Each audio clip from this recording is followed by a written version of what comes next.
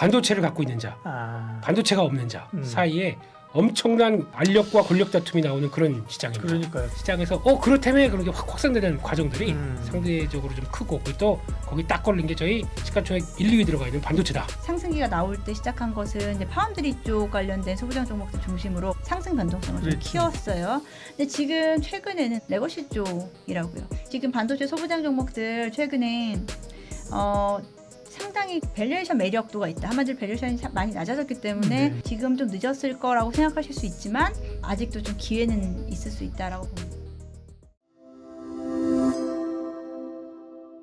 기존에는 삼성전자와 하이닉스가 서로 역방향으로 주가가 움직였어요. 그렇죠. 한동안 최근에 1년 이상 그렇게 흘러갔던 것 같습니다.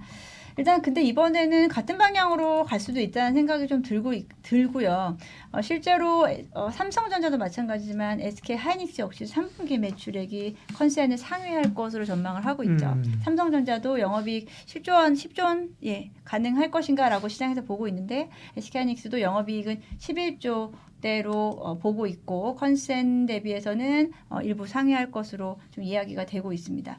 여기에 대한 부분은 마찬가지입니다. HBM 쪽도 좋지만 레거시 수요가 확대됨에 따라서 오히려 같은 맥락 계속 같은 스토리입니다. AI 서버의 투자 확대에 따라서 기존 D램 쪽도 예상보다 더 좋아진다라는 거거든요.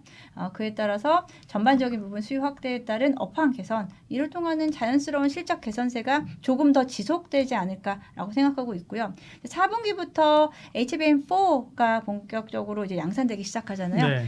아무래도 HBM4는 여전히 SK 하이닉스가 점유율을 독차지하고 있기 때문에 당분간 그에 따른 가격 효과, 그에 대한 고마진에 대한 부분은 SK 하이닉스가 조금 더 누릴 것으로 보여지고요.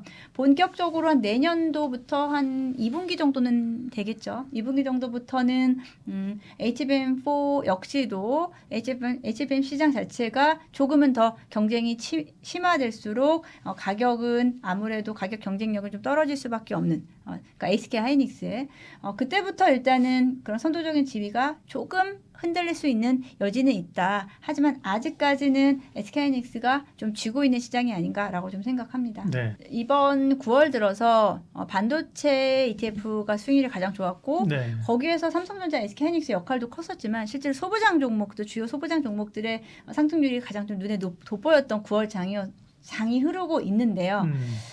여기서 뭐 처음에는 삼성전자가 이제 상승기가 나올 때 시작한 것은 이제 파운드리 쪽 관련된 소부장 종목들 중심으로 크게 상승 변동성을 좀 키웠어요. 근데 지금 최근에는 앞서서도 계속 말씀드린 대로 레거시 쪽이라고요. 기존 레거시 관련된 반도체 장비들이 특히나 무거운 종목들이 그간 업황에 대한 부진으로 인해서 최근 한 1년 이상 눌렸었던 종목들이요. 서서히 올라오고 있고 오히려 올라갈 때는 힘을 더 세게 받고 있습니다. 그중에 뭐 시총 상위 종목들 중심으로 저는 보는 게 지금 맞는 구간이지 않나라고 좀 생각하고요. 단기적으로 약간의 뭐 테마라기보다 약간의 좀 이벤트성이 있는 종목들보다는 아무래도 기존 그 무거운 종목들 중심으로 낙폭과대 종목들 중심으로 보시면 좋을 것 같은데요. 이미 이제 낙폭과대에서 올라오고 있기 때문에 지금 좀 늦었을 거라고 생각하실 수 있지만 지금 단기적인 차트 말고요. 주봉으로 보시게 되면 아직도 좀 기회는 있을 수 있다라고 봅니다. 첫 번째 종목은 HPSP를 말씀을 드리는데 이 종목 같은 경우에는 참 무거웠어요. 아무래도 그 업황 자체가 업황 자체가 원래 좋지 않았고 그리고 증설에 대한 이슈가 크게 없었던 시기였기 때문에 장비 업체들 중에서는 참 고난의 시간이었던 것 같은데요. 세계 최고 수준의 고압수소 어닐링 장비를 독점 공급을 하고 있고요. 국내 우리 고객사들뿐 아니고 해외 고객사들까지도 이에 따른 고객 다각화가 이루어지고 있는 시점입니다. 말씀드린 대로 2023년부터 HBM 쪽은 강했지만 기존의 이제 캐펙스 증설이 이루어지지 못했었기 때문에 아무래도 실적에 따라서 그 증설에 대한 부분이 잡히지 않았었기 때문에 성장률이 좀 둔화됐어요. 2024년, 2025년 최근까지만 하더라도 물론 지금도 뭐 빠르게 그 실적이 눈에 보이게 좋아지는 구간은 아닌데요. 지금 시장에서는 올해 하반기, 이제 3분기까지 약간 안 좋았다가 4분기부터 빠르게 증가할 것으로 예상을 하고 있습니다. 올해는 아직까지 좀 플랫할 수 있겠습니다만 2026년 본격적인 성장 구간으로 진입을 한다. 그래서 지금 사전적으로 지금 주가가 반영되고 있다라고 좀 보고 있고요. 네.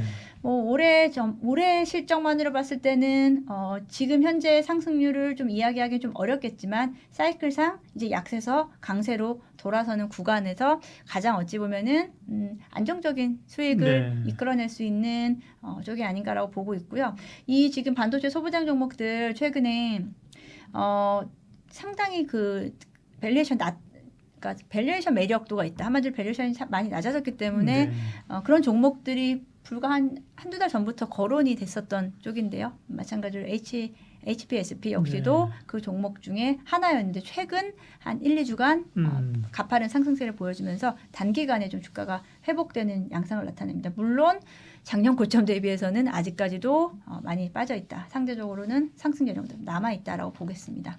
네. 업황에 민감하게 반응했었던 종목입니다. 네. 파크 시스템즈. 파크 시스템즈요. 네, 파크 네. 시스템즈도 이거는 뭐 부품 장비 뭐 부품으로 봐야 되나? 장비는 아니잖아. 장비인가요? 장비 쪽으로 봐야겠죠. 그 원자연배경 쪽에서의 독보적인 기술력을 가지고 있고 독점 생산 중인 기업입니다. 네. 마찬가지로 업황 자체가 꺾이면 뭐 따로 갈 수 있는 영역이 사실 크진 않았다는 거죠. 한마디로 포트폴리오가 다소 좀 단일화됐다는 게 단점이자 또 이렇게 네. 업황이 좋아지면 장점이 될 수 있는 거죠. 그렇죠. 예. 그래서 이번에도 뭐 HBM 시장은 좋았습니다만 기존 반도체 업황 자체는 좋지 않았기 때문에 네. 마찬가지로 HPSP와 비슷한 주가 흐름 형태를 가지고 있었는데요. 내용 면에서는 거의 비슷하다고 보시면 될 것 같아요.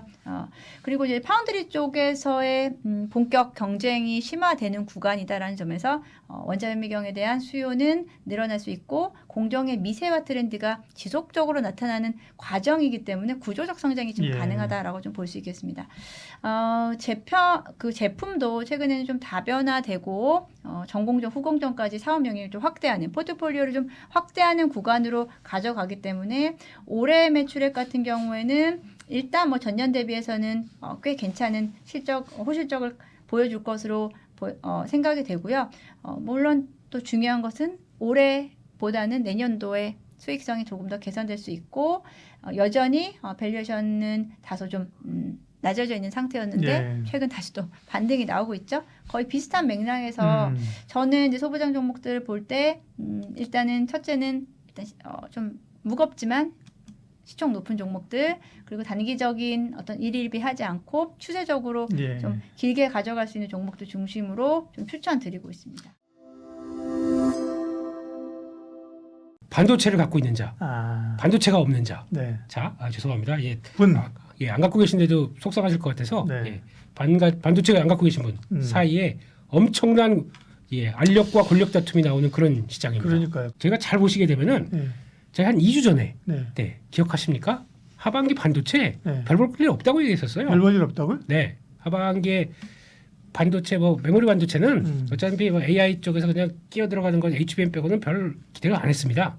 그런데 세상이 갑자기 확 바뀌는 게 참 그런 것 같아요. 이게 시장에서 그렇다며 그런 게 확 확산되는 과정들이 상대적으로 좀 크고 또 거기 딱 걸린 게 저희 시가총액 1, 2위 들어가 있는 반도체다. 네. 이게 이제 또 제일 중요한 것 같고 그런 쪽에서 일단 중요한 거는 마이크로 테크놀로지 이제 실적 발표가 따끈따끈하게 나왔는데 보고 또 혹시나 그랬습니다. 이건 세게 해놓고 혹시나 실적 안 나오면 어떡할까라고 했는데 지난번 분기 그러니까 2분기 때 나왔던 실적 동향 보게 되면 가이던스 괜찮게 주고 우리 좋을 거다라고 했는데 그보다 훨씬 더 좋게 나왔고 또 거기다가 또 다음 우리 기준으로 보면 4분기 가이던스도 매출 가이던스가 더 생각보다 또 125억 달러까지 또 확 늘어났고 하다 보니까 지금 분위기는 와 뭔가 올 것이 오는구나 이런 분위기 때문에 시장에서 관심이 더 강하게 들어온다고 봐야 되겠죠. 체크할 게 재고를 또 봐야 됩니다. 네, 마이크론 테크놀로지 재고 혹시나 저 삼위업체인데 저거 보통 이제 적정 재고가 얼마냐라고 했을 때 많이들 얘기하는 게 한 4주 정도 반도체 재고를 많이 그렇게 얘기합니다. 4주에서 그 예전에 삼성전자 재고 한 10주까지 갔다고 그래서 막 저 난리도 핀 적 있었지 않습니까? 디램 재고가. 근데 지금 일반적으로 마이크론 테크놀로지도 재고가 이렇게 떨어지기 시작하더라고요. 지금 삼성전자, 하이닉스 다 합쳐가지고 거의 재고 3주 정도 얘기하는 것 같습니다. 그렇다는 얘기는 뭔가 그러니까 가격은 여러 가지 징후 때문에 올라갔습니다. 근데 네. 재고가 떨어진다는 얘기는 진짜 막상 수요도 같이 붙는다는 얘기죠. 그러면 지금 P와 Q가 다 좋아지는 구간입니다. 네. 이렇게 본다고 할 수가 있기 때문에 그런 거를 오늘 이제 최근에 나왔던 마이크론 테크놀로지 실적으로 밀어본다. 그러면 아하 이런 느낌이 드는 거죠. 예. 오픈 AI 지금 적자 상태거든요. 네네. 근데 요즘 보면 뭐가 팍팍 질러버려요. 브로드컴한테도 이만큼 주문했다. 기사를 막 오픈하던데요? 아 그러니까요. AI를 네. 막 오픈시키기 시작하면서 네. 우리도 돈 막 이렇게 쓰겠다라고 하는데 네. 솔직히 지금 지난번에 오라클 같은 경우도 계약하면서 그렇죠. 뭐 천억 달러 단위로 막 들어오기 시작하고 엔비디아. 엔비디아 이번 계약도 막 그렇고 네. 그러다 보니까 어떻게 보면은 이게 기업 가치가 커지다 보니까 그걸 담보로 또 움직이는 경향도 있고 엔비디아 입장 쪽에서는 일단 당장 AI 칩이 정체가 될 수도 있었는데 오픈 AI랑 협업을 하게 되면은 어차피 얘한테 투자하는 거 다 내 그 GPU 사주겠지. 근데 그렇게 얘기할 수밖에 없는 또 파월 의장의 또 얘기가 지금 그러니까 여기서 그러니까 모든 그러니까 경제 관련된 얘기도 하고 또 이제 고용 관련된 얘기를 다 네. 하면서 네. 그중에서 그거를 어떤 장밋 그 전망을 끌어올 수 있는 쪽들로 봤을 때는 주식시장 아닙니까? 그렇죠. 거기에 대해서는 정확하게 표현을 전반적인 그러니까 솔직히 S&P 500 기준으로 선행 PR이 22.8배 이거 싼 거 아닙니다. 예, 그렇기 때문에 그런데 집중된 쪽들 보게 되면 AI와 함께 결부돼서 집중된 쪽들 보게 되면 여기 이제 관건이죠. 이런 회사들이 돈을 벌긴 지금 벌고요. 그러니까. 거기다 또 번 걸 가지고 거의 한 40% 이상은 캐펙스 투자를 하고 있고 이런 과정 쪽에서 뭔가 플러스 알파를 이제 끌어낼 거다라고 생각하다 보니까 거기서 이제 좀 더 밸류가 더 쌓아지는 과정들 이거를 얘기한다고 봐야 될 것 같은데 그 끝은 파월 의장이 말씀하셨던 것처럼 그렇죠. 가는 거죠. 그렇게 버블은 즐겨야 됩니다. 그러니까 메모리 반도체를 본다 그러면 네. 지금까지는 그냥 AI 시대에 HBM밖에 없었습니다. 그렇죠. 네, 이게 다였고 근데 그 강자는 원래 삼성전자가 먼저 HBM을 만들었습니다. 그리고 돈 될까 안 될까 하다가 에이 그냥 저 캐비넷에 넣어놔 이거 아직 어떻게 될지 몰라 그러고 거기 갖다 놓은 거를 하이닉스가 막 가가지고 그러니까요. 딱 열어보고 이거 좋은 건데 가져가지고 열심히 개발해서 막 쌓아놨더니 엔비디아가 덜컥 계약을 맺은 거죠. 그러다 보니까 거기서 들어오면서 영업이익률이 40% 50% 되잖아요. 그러니까 총 영업이익률은 한 40%대. HBM으로 보면 HBM만 보게 되면 아이고. 55%대. 네. 이렇게 나오다 보니까 닉스가 네, 하이닉스가요. 네네. 네. 줄여서 우리 닉스라고 그럽니다. 닉스. 아 저는 민수이고요. 네. 아 박사님 네네. 민수, 예 민수님. 닉수, 네. 네. 예. 이렇게 되다 보니까 이런 과정 쪽에서 그러면 기존 주되는 HBM 했는데 지금 딱 뚜껑을 열어보다 보니까 이제 서버용에 들어가는 이제 메모리도 부족하고 AI 서버에 들어가는 메모리 부족하고 데이터 센터 커지다 보니까 스토리지 쪽에서도 막 부족하고 이런 현상이 나오다 보니까 그게 레거시를 자극하는 거죠. 게다가 또 HBM 투자하느라고 이쪽은 신경도 안 썼습니다. 거기다 또 이쪽이 중국이 막 따라와요. 네, 아시는 것처럼 뭐 CXMT 이런 회사들 막 따라오면서 우리도 반도체 자립하겠다 그래서 거기 투자를 막 하거든요. 안 되겠다 해서 같이 투자했다가 얘네들과 언젠가는 치킨 게임 할 생각을 하고 있었거든요. 이런 쪽에서 같이 투자를 하면 안 되겠다라고 하다 보니까 같이 투자는 이제 좋은 채널이고요. 네, 네, 이렇게 투자하면 안 되겠다라고 생각하다 네. 보니까 거기서부터 이제 또 쇼티지가 더 발생하기 시작한 거죠. 그러다 보니까 거기서 나오는 거는 그러면 만약에 이런 레거시 쪽들이 업황이 호황으로 들어간다. 가장 큰 수혜는 삼성전자입니다. 그런 쪽에서 이제 HBM3 12단도 우리 통과됐다라고 하다 보니까 이제 자신감이 좀 쌓이기 시작합니다. 이런 쪽에서 뭔가 푸시가 들어가기 시작한다 그러면 이제 하이닉스를 한번 HBM4에서는 겨뤄봐야 되겠네라고 하는 이제 자신감이 회복되면서 들어오는 국면인데 그렇다고 하이닉스가 완전히 배제되는 것도 아니죠. 지금 어차피 지금 퀄테스트 기간까지 쭉 보게 되면 엔비디아는 나랑 손잡을 것 같은 이런 상황들이기 때문에 그걸 이제 내년 가서 얼만큼 삼성전자가 삐지고 들어오고 거기서 이제 하이닉스가 원하는 만큼의 가격을 지금 한 30% 업으로 불렀습니다. 네. HBM3 대비해서 지금 4를 그런 상황 쪽에서 이게 그대로 유지가 됐냐 아니면 삼성전자가 들어와서 가격이 떨어지냐 뭐 이런 거 지금 보는 거죠. 네. 삼성전자 지금 시총이 500조입니다. 네, 500조면은 평소 체력으로 이제 영업이익 수익 정도 한 50조가 나와야 되겠죠. 50조 단위 지난 2022년도 23년도 그때 좋았을 때 그때 나온 숫자입니다. 이번에 그걸 만들어줘야 500조는 이제 거기다 이제 프리미엄하고 딱 붙어서 들어오기 시작하겠죠. 근데 거기다가 연간 올해 50조 안 되잖아요. 아직은 못 되죠. 왜냐면 지금 이번 분기에 좀 막 업사이드가 일어나서 구조한다고 한다는데 9조 9천 막 10조 넘어간다 이렇게 되게 되면 곱하기 4 한다고 하더라도 아직은 40조 됩니다. 곱하기 4 못하죠. 1, 2분기 안 좋았잖아요. 1, 2분기 구조 안 됐잖아요. 향후 앞으로 여기까지 땡겨온다라고 하게 되면 그런 쪽으로 가는데 그게 이제 업사이드가 돼서 50조까지 보여주고 최대한 PL 한 12배 예, 이 정도까지는 준다라고 하게 되면 그때부터 한 600조 이상 이렇게 700조가 가기 시작하면서 그때부터가 이제 열리는 거거든요. 한 10만 원대가. 근데 그렇게 보게 되면 이걸 할 수 있겠느냐 없겠느냐가 제일 중요한데 제가 보기엔 거의 키포인트는 삼성전자만의 강점. 지금까지는 약점이었습니다. 근데 그 강점이 파운드리죠.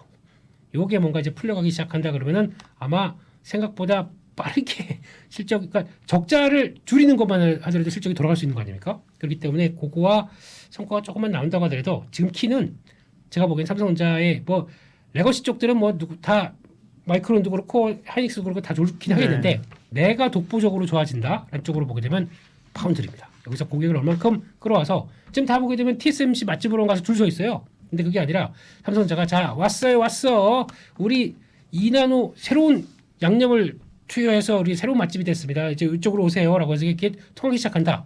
그러면 제가 보기에는 예 밸류를 더 받아도 되지 않을까 관점으로 보고 있습니다.